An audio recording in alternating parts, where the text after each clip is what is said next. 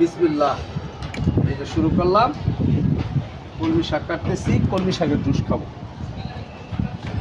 এটা নিয়ে ভালো করে দিয়া কুচি করে কাইটা ব্লেন্ডারে দিয়া জুস বানাবো। হালকা সিদ্ধ করবো, তারপর জুস বানায় খাবো। পুরা ছাদের ভিউটা নিও।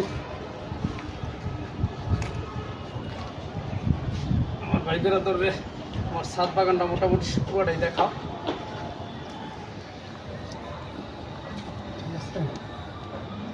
কলমি শাকগুলো আগে নিয়ে নিয়েছিল, ওই শাকগুলো হালকা নিয়ে গেছি না।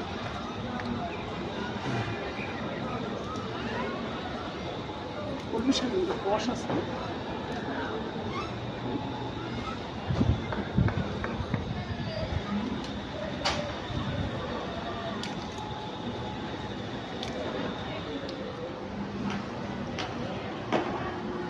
কোন জাতগুলো বড় কথা কেন?